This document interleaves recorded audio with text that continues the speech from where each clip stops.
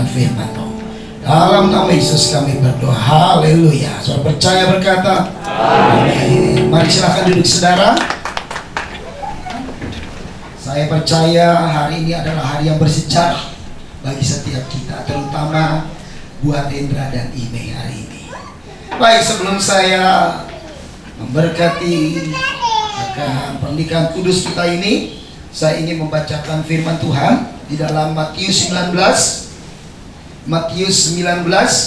ayat keempat sampai dengan ayat yang ke-6. Demikian firman Tuhan. Matius 19 ayat keempat sampai ayat ke-6. Jawab Yesus,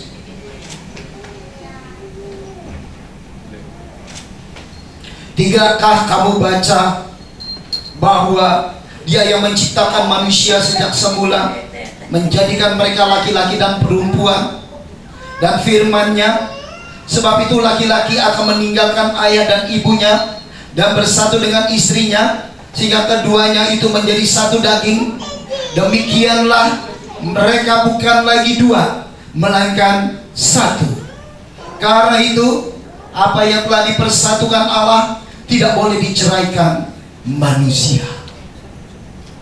Bapak ibu saudaraku yang kekasih dalam Tuhan, ini adalah perkataan Tuhan yang mengutip satu peristiwa yang dicatat di dalam kitab Kejadian, yaitu Kejadian 2, di mana Tuhan menjadikan manusia, Adam dan Hawa, kemudian memberkati.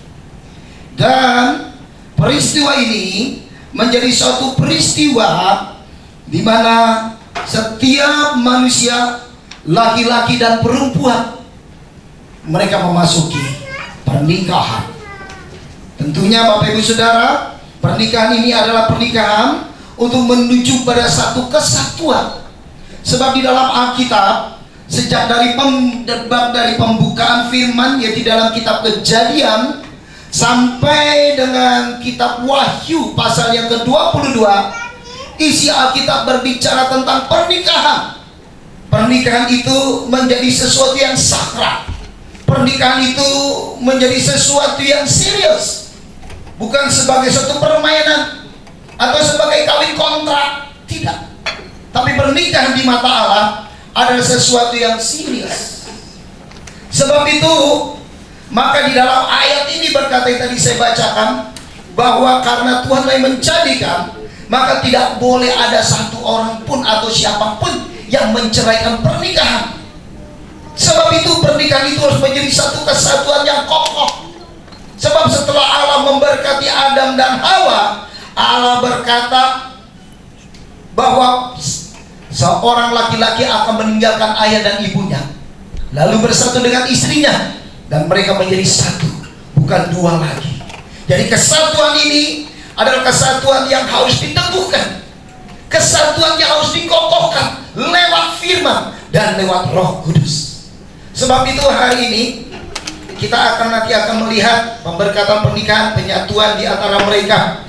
Namun persoalannya adalah dengan dunia yang begitu macam rupa, dengan dunia yang begitu macam penuh dengan ketertarikan, membuat pernikahan-pernikahan menjadi goyah, membuat pernikahan-pernikahan menjadi luntur, membuat pernikahan-pernikahan menjadi tidak lagi kokoh.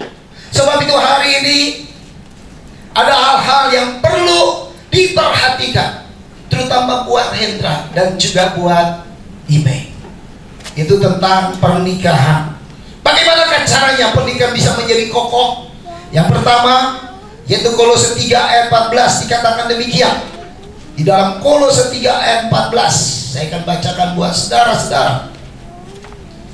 Kolose 3 ayat 14. Dan di atas semuanya itu, kenakanlah kasih sebagai pengikat yang mempersatukan dan menyempurnakan. Yang pertama, harus mengenakan kasih. Apapun yang terjadi, kasih mula-mula ketika kalian berjumpa, ketika kalian bertemu, itu harus terus ada di dalam pernikahan kalian. Kasih itulah yang bisa menutupi dosa. Sebab firman Tuhan berkata kasih menutupi banyak dosa. Dengan kasih maka setiap pelanggaran, setiap kesalahan akan tertutupi. Artinya kasih itu adalah sesuatu kasih itu yang membuat segala sesuatu menjadi sempurna. Demikian juga dengan Tuhan. Karena begitu besar kasih Allah akan dunia ini, maka dikaruniakannya anak yang tunggal, supaya barang siapa percaya tidak binasa melainkan meroleh hidup yang kekal. Kasih Allah, kasih agape, itulah yang dituntut dari setiap pasangan pernikahan. Kasih yang tidak menuntut, kasih yang tidak menuntut balas, kasih yang tanpa batas, yaitu kasih yang harus dikenakan antara Hendra bersama dengan Ime. Kesatuan hanya akan terjadi kalau kalian juga punya kasih. Ingat ini. Kadangkala begitu sudah menikah, dengan persoalan, dengan masalah, hal yang lunturlah kasih. Sekali lagi, kita harus mengenakan kasih Kristus. Itu yang pertama. Nah, yang kedua, yang akan menjadi kekuatan bagi suatu pernikahan, maka kita harus punya yang namanya pengharapan. Saya akan bacakan dalam Ibrani 10. Dikatakan demikian. Ibrani 10 ayat 23. Ibrani 10 ayat 23 dikatakan demikian. Marilah kita teguh berpegang pada pengakuan tentang pengharapan kita, sebab Ia yang menjanjikannya setia. Yang kedua, yang perlu dibangun dalam rumah tangga adalah pengharapan yang sama di dalam Tuhan. Kalau seseorang dalam pernikahan membangun pengharapan yang sama, maka pengharapan itu akan menjadi sauh yang kuat. Seperti firman Tuhan bilang, katakan bahwa pengharapan itu menjadi sauh yang kuat. Itu yang akan membawa kehidupan pernikahan menjadi kuat dan kokoh. Karena apa? Sama-sama punya pengharapan, sama-sama tidak putus asa, sama-sama saling membangun. Sebab firman Tuhan juga berkata bahwa hidup berdua lebih baik daripada seorang diri, karena akan menerima upah yang baik dalam jerih payah mereka. Jadi sekali lagi perlu punya pengharapan yang sama, membangun satu pengharapan di dalam Tuhan yang tidak pernah goyah. Apapun yang dirindukan dalam pernikahan, maka pengharapan yang ada bersama itu akan menjadi kekuatan yang menyelamatkan setiap pernikahan. Sebab pengharapan itu adalah sesuatu yang menjadi masa depan bagi kehidupan. Sebab itu setiap orang yang menikah, setiap keluarga harus punya visi dalam pernikahan. Pernikahan bukan hanya sekedar hidup bersama. Ime bersama dengan Hendra pun harus punya visi dalam pernikahan. Untuk bagaimana visi dari Tuhan dalam pernikahan kalian, disitulah akan timbul pengharapan. Dan yang terakhir, supaya tetap kokoh, maka saya bacakan bagi saudara 1 Yohanes 5 ayat 4. Dalam 1 Yohanes 5 ayat keempat dikatakan demikian. Sebab semua yang lahir dari Allah mengalahkan dunia, dan inilah kemenangan yang mengalahkan dunia, iman kita. Yang terakhir, pasangan rumah tangga akan menjadi kokoh. Yang pertama saya katakan, kalau kita punya kasih. Kasih itu mempersatukan dan mengikat dan menyempurnakan. Yang kedua, pasangan itu kalau kita punya pengharapan, yaitu dalam visi Tuhan. Dan yang ketiga, pernikahan akan menjadi kokoh kalau kita punya iman di dalam menjalani pernikahan. Sekali lagi, kekayaan tidak menjamin pernikahan menjadi kokoh. Harta tidak menjamin, banyak pendukung tidak menjadi jaminan, keluarga besar juga tidak menjadi jaminan. Yang menjadi jaminan pernikahan kalian adalah ketika kalian punya iman. Sebab iman itu mengalahkan dunia.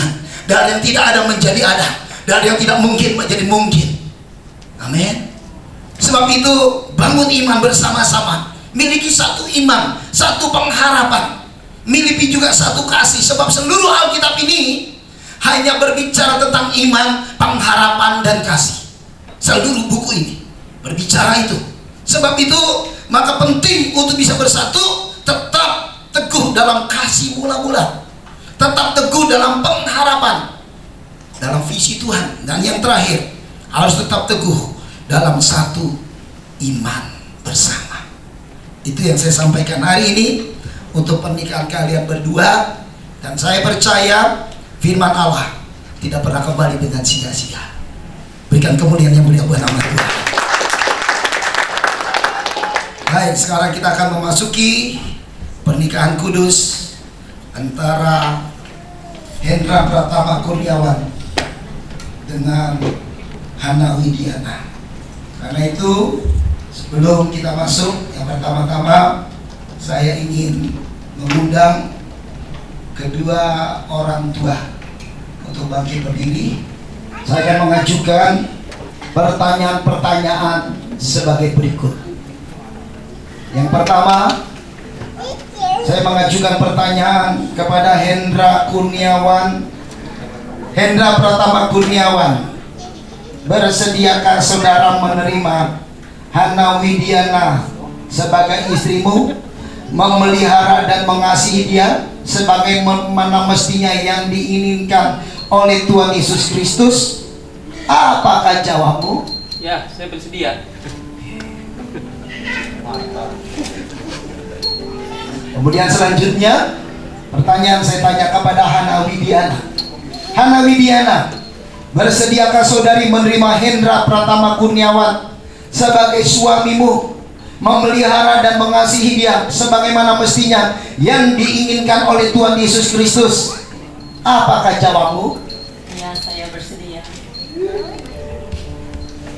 Baik, setelah saudara menyatakan kesediaan saudara, Hendra dan Ime Widiana, di hadapan pemerintah Indonesia kalian berdua telah mengikat hubungan suami istri secara hukum. Sekarang nyatakanlah di hadapan Allah dan jemaatnya janji kalian berdua untuk menjadi pasangan suami istri yang kudus. Oke, Hendra ikuti saya. Saya Hendra Pratama Kurniawan. Saya Hendra Pratama Kurniawan. Menyambut engkau Hana Widiana menjadi istriku. Hana Widiana menjadi istriku. Aku berjanji mengasihi engkau. Aku berjanji mengasihi engkau Dengan setia. Dan memelihara engkau. Sebagai teman pewaris. Dari janji-janji Allah. Dalam keadaan apapun juga. Mulai saat ini. Sampai Tuhan menjemput kita. Oke, sekarang Hana Widiana tatap wajah Hendra. Ikuti saya. Saya Hana Widiana.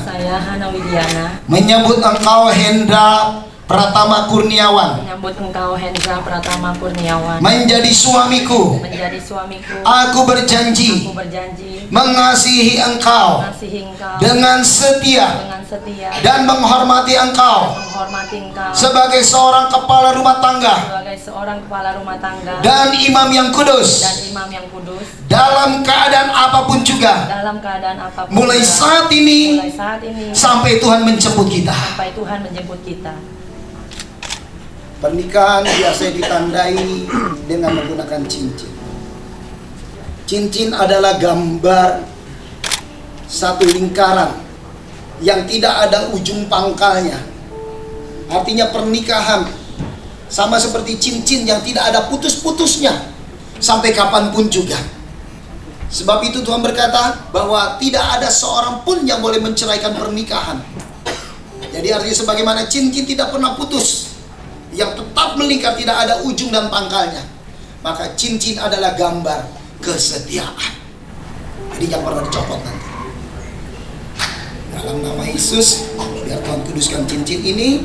Dan sekarang Hendra Pratama Kurniawan mengenakan ke tangan Hana Widiana dalam nama Yesus.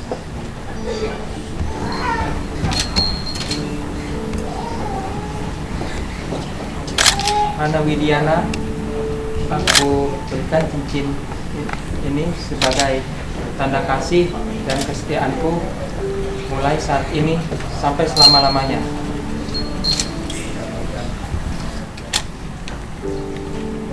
Jadi berdoa Tuhan, kuduskan cincin ini menjadi pengikat selama-lamanya, juga hubungan antara Hendra juga dengan Ime dalam nama Yesus. Ini kenakan kepada Hendra.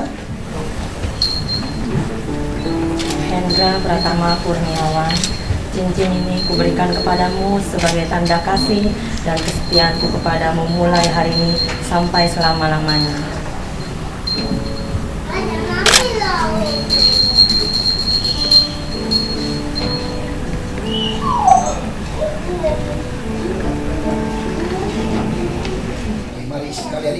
berdoa saya bersama. Bapa, di dalam nama Yesus, hari ini aku percaya lewat perjamuan kudus, lewat tubuh dan darah Yesus, Engkau memateraikan semua janji kami, sebab Engkaulah yang menjadi saksi bagi kami. Karena itu, dalam nama Tuhan Yesus, ini adalah tubuh Yesus Kristus yang telah dipecah-pecahkan, yang memberi keselamatan, hidup kekal di surga, yang akan menyempurnakan tubuhku agar sehat sentosa, menyempurnakan roh dan jiwaku agar dibangkitkan pada akhir zaman. Tubuh Kristus yang ditikam, yang ditombak di atas kayu salib akan memberikan kesehatan, kesempurnaan bagi hidupku. Juga hari ini biar aku menyatu dengan tubuh Kristus, yaitu kuasa kebangkitan yang hadir dalam kehidupanku, dalam kehidupan rumah tanggaku, sehingga mulai hari ini aku percaya tidak ada kuasa setan, tidak ada kuasa kegelapan yang mampu merusak rumah tanggaku. Dalam nama Yesus, ini tubuh Kristus. Dalam nama Yesus.